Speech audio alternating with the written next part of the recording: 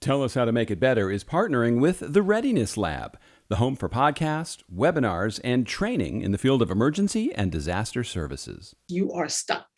You are stuck. So you've been trying to do this thing, whatever that is, losing weight, getting in better shape, having better relationships, get the next job, switch careers, be a better parent, be happier, feel better, and you've been wanting this for a while and you're just spinning your wheels. You're just like a hamster on the hamster wheel and you just don't know how to get off and how to change direction. You're stuck. You don't know how to do this. And how you know is you just don't feel right. I'm George Siegel, and this is the Tell Us How to Make It Better podcast. Every week we introduce you to people who are working on real-world problems and providing actual solutions. Hi, everybody. Thank you so much for joining me on this week's Tell Us How to Make It Better podcast. If you listened today and enjoy what you heard, it would be great if you could share the link to the podcast with your friends. Feel free to leave a comment, shoot me an email on anything you liked or didn't like about the program. Do you ever feel like you've run into a wall with some of the challenges that you might be facing? Maybe it's time to consider getting a little help, maybe even some coaching. My guest today is Pascale Brady, the challenge coach. She's a life and business coach with over 30 years of experience helping her clients transform their challenges into growth and success. She's a widow, mom of 2 young adult women, and in her spare time, she is a parent educator. Pascale, welcome. Thanks for coming on. Thank you, George. So glad to be here. I really appreciate you inviting me on. Glad you could do it. So what is the problem or issue that you have been working on? I'm working on for myself and with my clients on overcoming challenges, on getting through to the other side of typically big life issues that every one of us is confronted with. And how that happened was I became a coach, and that's a long story that I would love to tell you at some point if we have time today. But I became a coach, and when you go through coach training, people say to you, they kick you out of coaching school, and they say, "Go pick a niche. You've got to figure out who you're working with."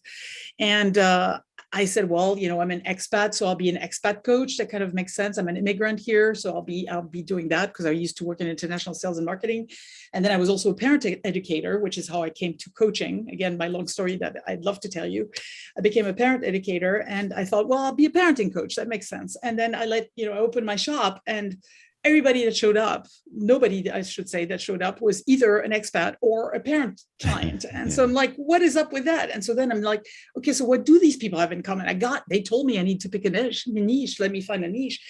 And so slowly it started emerging that what these people had in common for the most part was really big heavy duty life challenges that were really getting in the way of doing life in a good way, of living life in a good way, of being the best humans that they could be, And so, then it became quickly apparent that because I had gone through a lot of stuff myself, which I never consciously really dwelled on and thought it was a big deal, but then I realized it had actually equipped me to really be able to empathize and really relate to all these people and these challenges, and that I really had some tools in my toolbox to be able to help them get through those challenges to the other side and be better at themselves. You're in a pretty competitive field in terms of a lot of people are reinventing themselves online and calling themselves coaches or doing counseling or different things. What is it that sets you apart? What are you bringing to the table that people can go, yeah, this woman can help me? Because, when you look at your website, it's really impressive. So what would you say you bring that sets you apart from all the other folks that are doing this? So I think 2 things.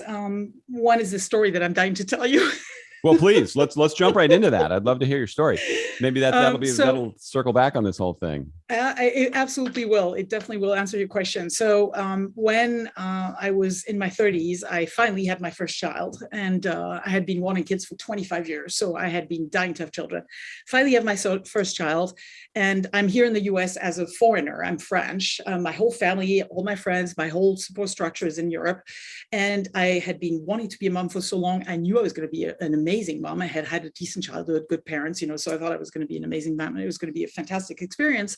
Turned out it wasn't.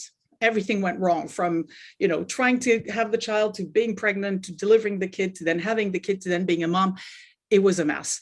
And my French friends, I'm French, so my French friends around here in Washington, D.C. said, oh my God, you got to go take these parenting classes. It's called PEP, the Parent Encouragement Program. It's going to change your life. I'm like, seriously, like you can take a parenting class? But I run there because I was so lost with my kid and not knowing how to do this right. And so I took these parenting classes, and there were three: PEP 1, PEP 2, PEP 3. So I took PEP 1, I took PEP 2, I took PEP 3. I had another child. I took PEP 1, I took PEP 3, PEP 2. My husband finally says, how many times are you going to need those parenting classes? Like, how many times do you need to hear this stuff before you get it? So it's like, okay, I'm just going to, and so the only way for me to continue taking the classes was actually to become a parenting educator. And the reason why I'm dying to tell you about this is because the psychology, the theory that underpins those parenting classes that I took is Adlerian psychology. So Alfred Adler, Adlerian psychology. He created and invented what is called individual psychology, and he is known as the grandfather of all modern psychotherapy, and he's also known as the grandfather of coaching. So I had my kids, my first kid, my second kid. I had stopped working. We had just moved to the area. And then I thought, you know what? I don't want to go back to international sales. I don't want to be, half the time in other countries. I actually want to raise those kids myself. So I'm going to stick around and find another job. And because Adler was the grandfather of coaching, I became a coach. I really wanted to become actually an Adlerian therapist, but that meant with my French MBA, I had to go back to school from scratch and start, 4 years of studies and stuff like that. That was out of the question. So the faster path to what I really wanted to do, and to actually corresponded more to me because I'm a business person. So coaching was more of a business relationship than therapy was. I decided to become a coach. So that's how I became a coach. And that's what sets me apart. I'm an Adlerian coach, and there's very few of us out there. Interesting. I made a documentary film called License to Parent, and it was about the parenting problem in this country and the fact that people get the job of parent with no idea really what they're getting into. It sounds like you certainly fell in that category. It's a tough job, and there's not enough support for parents. Parents get lost and confused and are trying to balance all the challenges. And you're going, whoa, what am I doing here? You probably run into that a lot with people that are just lost in that job. Constantly. Well, yeah, because I continued. I am still, teaching those parent education classes, kind of volunteer work that I do on the side, but I do this almost as a full-time job because it's a complete passion. I'm also president of the board of PEP now. I'm part of the Adlerian Association, National American Adlerian Association, and part of their parenting tracks, etc. So I swim in this all day long, even though it's not the focus necessarily of my coaching, but it's definitely a big part of what I do. And so parents are lost. I always joke with people in my classes, my parents in my classes, that it should be a prerequisite. If you ask me, it should be a prerequisite. You can't have kids if you haven't taken a parenting class.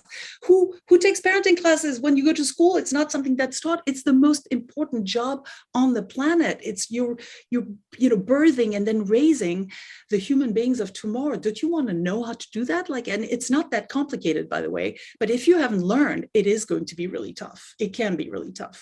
Yeah, I always ask people, I said, if you had to fill out an application to get the job of parent, do you think you would get hired? And a lot of people would be told, maybe you ought to get a puppy. Maybe you ought to work in the garden, because people have no idea the lifelong commitment they're getting into. Yeah. And how children learn.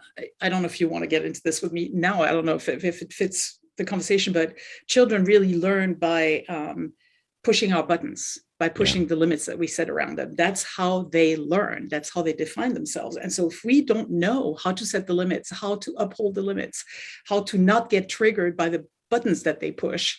There's this noted Adlerian therapist. His name is Jim Bitter. He's a fantastic Adlerian therapist, and he's specialized in parenting, in particular in families.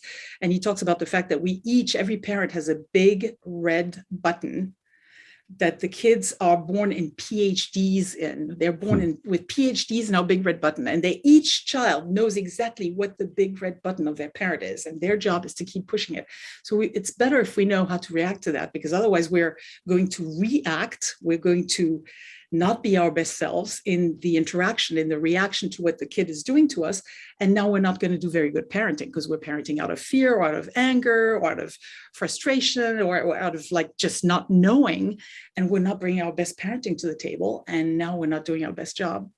towards our kids, to raise our kids. Absolutely true. They have this built-in ability to know exactly how to get to you. And if they have siblings, they know how to get to each other and push each other's buttons like nothing anybody will ever see. So getting away from the parenting for just a sec now, going back into the actual coaching. So on a day-to-day basis, does somebody recognize, hey, I'm kind of spinning my wheels here, I need to get a coach? What would be the indications that I'm not going to solve my problems by myself? It's like Nike, you just know because you are stuck.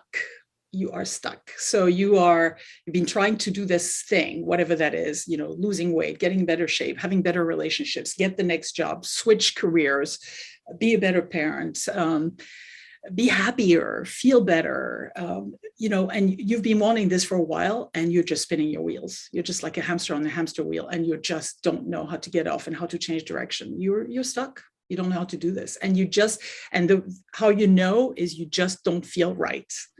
You don't feel okay. You don't feel good.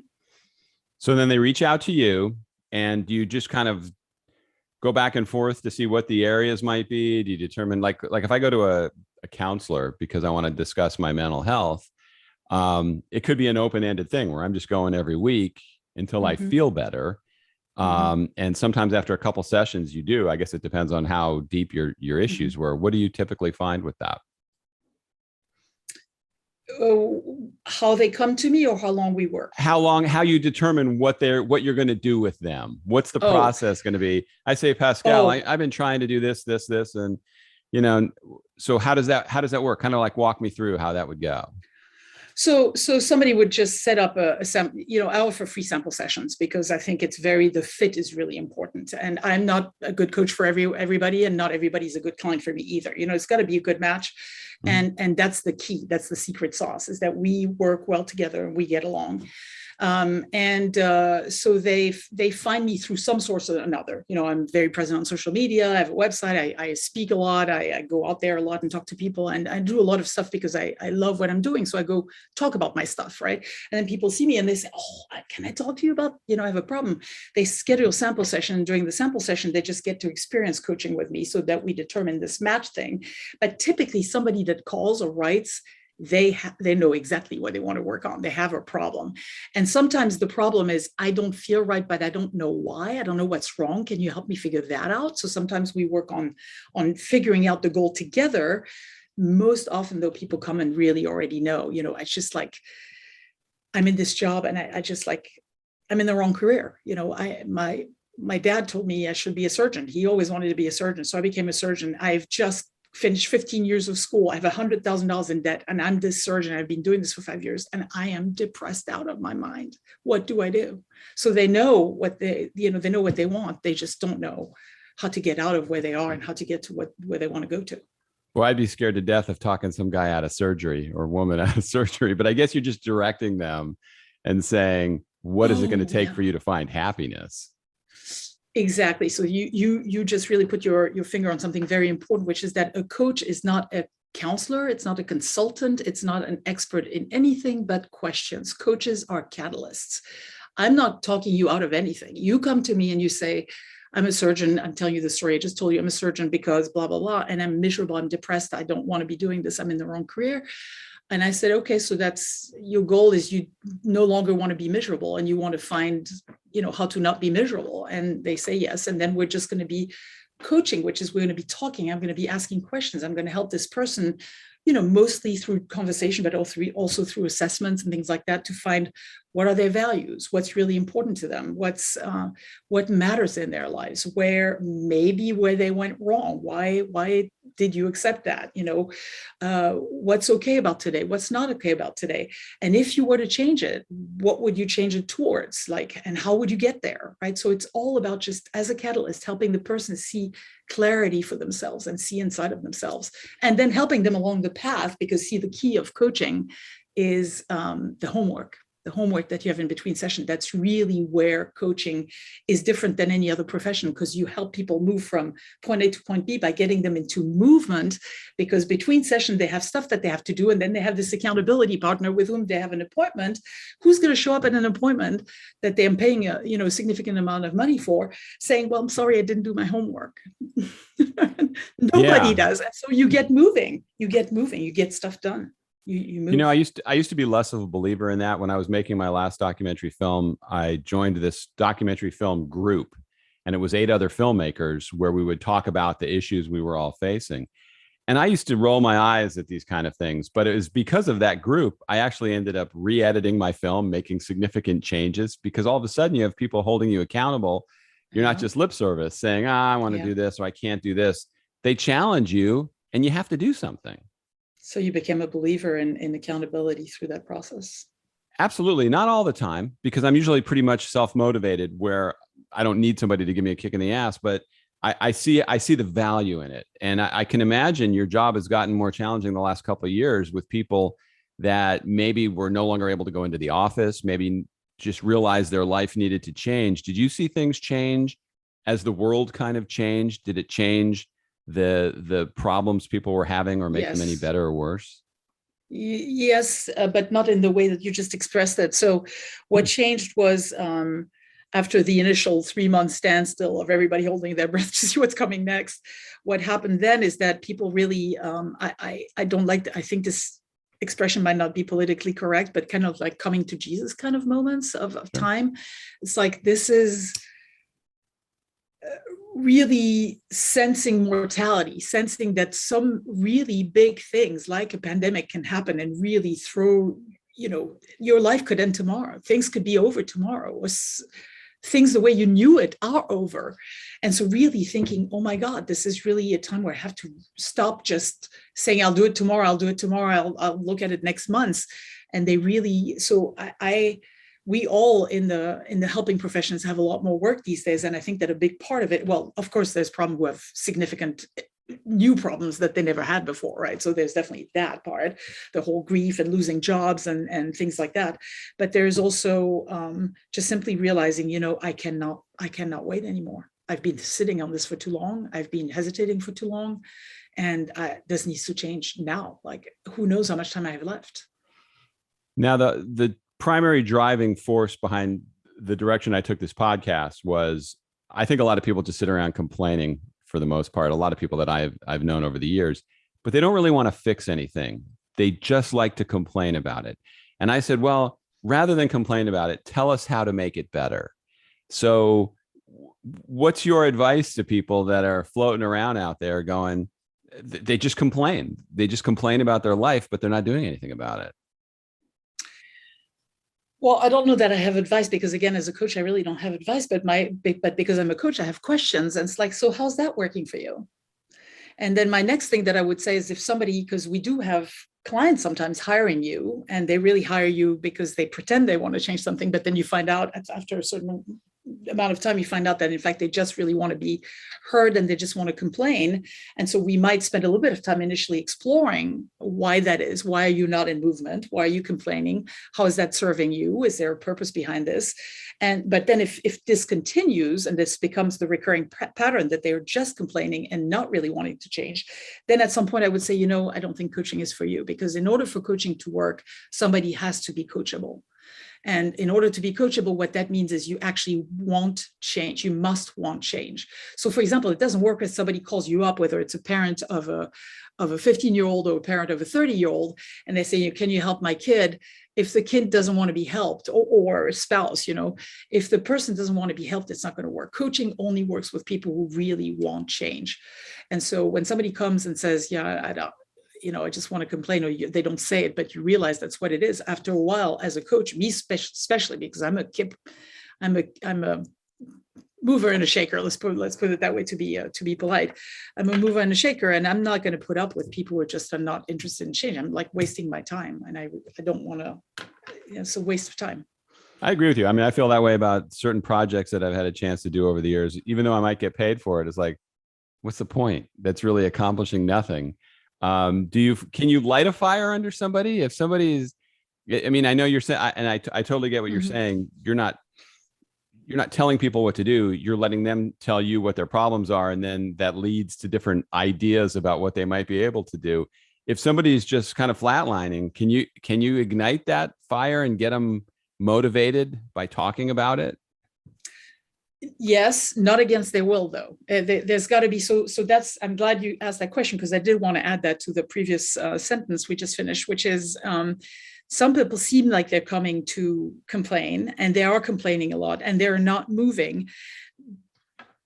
But some of them really do want to change. They just don't know how to. They just don't believe that they can. They can't see how this things could possibly be different. And so, yes, by having a conversation with somebody like me, not just me, but like me, and I'm definitely somebody who's like that, because I have so much passion, so much enthusiasm, and so much belief that things can be different and things can be better, and so much belief in you, my client. I see your gifts and your beauty and what you're capable of, and I'm not going to let you not live up to that potential. That's what you're hiring me for. So yes, we can ignite fire into people if our questions are good enough to help them realize what they're doing to themselves, and if our questions are good enough to help them understand why they're doing this to themselves. And if we're able to be encouraging enough and believing in them enough that we can mirror back to them their beauty, their excellence, their gifts, the things that they have to contribute, and then demand that they show up, demand and ask them repeatedly through encouragement that they show up to their potential. Now, I would never have asked about this because I don't really like to get too personal with somebody, but in your bio, it says a widow. How did that change your life? What was that effect on you? On Valentine's Day, you're asking me this. Thank you very much. I'm sorry. No, and it is a it's personal totally question. fine. I am teasing you. Radically, because this guy, his name was Steve, was the man of my life. He was the guy of my life. He was so much to me on so many levels. And by the way, I left my country, my family, my friends, my career. I left everything to fly over the Atlantic to be with him. I left my life to be with him. And then he dies on me. Thank you. It's like, that was not the contract that I signed with you, Steve. So the answer to the question is it was devastating, like everybody who's probably listening to this podcast who's had such an experience. And in the last 2 years, a lot of people have had this experience. But if you lose somebody you love, it's absolutely devastating. And then if on top of that it is your spouse and the person that was your soulmate and the person that you thought you had married for the rest of time, and then if on top of that you've given up a lot and gone through a lot to be with this person, then it's really tough. And then I had 2 kids, they were 10 and 12 when he died. And then I had to raise those kids. Now, that was my survival. If I hadn't had the kids, I don't know that I would be here to talk with you today. But so, yeah, nothing. And single parenting is a lot tougher too. When all of a sudden you don't have that other person to talk to and say, and that happens in divorce yes. also. When all of a sudden you're the only parent that's really in control. So those kind of challenges has that shaped your perception or overall, as you coach people, you bring these experiences into play, knowing how you've overcome these very challenging things to deal with. Yeah, completely. So I think you were asking me in the beginning, and I think I forgot 2 things that make me different. The first thing is being an Adlerian coach. The other thing that makes me different is this, what we're talking about now, which is that I think that when a human being goes through certain depth of suffering, and I think that's can be a whole slew of different experiences, and everybody has different levels of reactions and depth of suffering depending on what happens to them in life. But when you go to certain depth of suffering and pain, you now understand better. Sorry, I'm going to get emotional. You now understand better the depth of pain of other people. You when you go to a certain depth inside, deep down in the mud at the bottom of the ocean, now you know where that is. You know how deep that is, and you know how dark and murky that is. And so now you can relate to other human beings who are in a similar place better. And because you can do that better, you're better able to recognize them, see them, acknowledge them. And then in the case of what I do for a living as a coach, I can help them, I think, better, because it's not like if somebody was talking to, if somebody was trying to help someone who had experienced great suffering, but hadn't themselves felt it, there would probably be somewhat of a disconnect. You can't imagine those places. You can't make them up in your mind, and you can't. So I do think that there's that piece of it, of the knowing of the depth of the pain, but there's also then the fact that I overcame, that I practiced. I mean, thank goodness I was an Adlerian. Thank goodness I had taken parenting Adlerian classes and Adlerian theory classes. And I had become a coach, and I knew the tools of centering, of calming oneself down, of not flipping out, not losing it, not, succumb to depression, not committing suicide, not, I knew how to do this stuff. And so, and I practice it. So like, I'm for real, like I'm not lying to you. I've done this myself. I know how to do this. And so I'm not going to tell you how to do it, but I have the empathy and the knowledge that you can survive this. I know this because I did, and you can too. And if you want to, I can help you survive this and get through this and get to the other side. Did you see the movie Good Will Hunting? I did. There's an amazing scene in there when Robin Williams is with Matt Damon, and he's trying to figure out what this kid's all about, because Matt Damon had insulted him. And he started pointing out examples of how he thought he knew something because he read a book, but he didn't have the life experience to go along with reading that book. And the life experience is everything. If you reading about it or thinking you know something as opposed to actually living it, those are two very different things. Right. So, yeah, I think that's I think that's all part of making you good at what you do. So what advice would you have for somebody who wants to start a business or start something up in their life, and they're just afraid to jump in there and do it? You've reinvented yourself. You have your business and what you're doing. What would you tell somebody who thinks they have an idea, but they just haven't got started yet? Well, what I'm going to tell you is I would have questions to start with. Is like, what's holding you back? Like what is getting in your way? Because it could be a number. It could be so many things that would hold somebody back, right? And typically people, generally speaking, probably it's going to be a lack of self-confidence of some sort. Like, I don't believe that I have enough knowledge, I have enough money, I'm not an entrepreneur, I don't know how to sell. Very often that's the issue with people who want to start a business, is they don't know how they're going to make the money because they're afraid to sell. And so they want to start a business that has nothing to do with selling. Like I'm good at massaging, that's not a salesperson, it's somebody who's good at massaging. And so they say, but I'm afraid to do this. I have a job, I'm getting a paycheck, I can pay, my food or my rent.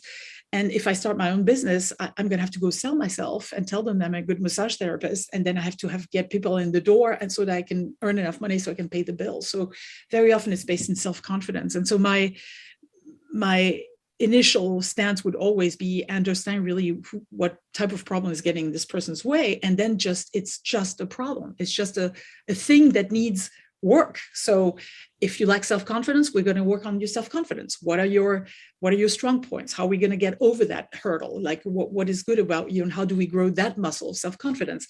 If you don't know how to run a business, let's go to take a business class. Let's teach you how to run a business.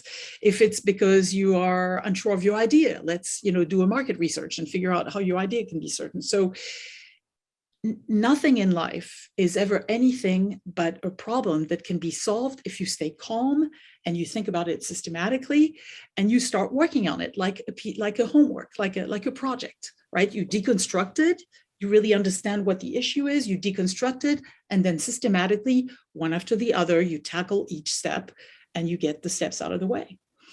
And that includes mental barriers like self-confidence, like I don't know how to speak in public, or I don't know that I'm good enough, or, I got this subliminal message from my parents that I was a piece of crap and I can't do anything right? All of these are just issues that can be tackled and worked on one at a time. Very good. So what's the best way for people to get in touch with you if they are thinking of checking out having a coach? Just go to thechallengecoach.com, thechallengecoach.com. That's my website. And you can find everything you need to know about there. You have a contact form, can schedule a sample session. You find my contact information on there. That's the easiest and best way. All right. Well, great stuff, Pascale. Thank you so much for coming on today. and continued success with coaching. It was absolutely my pleasure, George. Thanks so much for having me on. And if you want to do another one someday about just parenting, I'd love to tackle that topic with you. Gosh, I have 5 kids. I could do a year on that, a life on it. So absolutely, we'll have to do that. Thank you. Thanks, George. Have a good rest of your day. Happy Valentine's Day. Thank you for listening to today's Tell Us How to Make It Better podcast.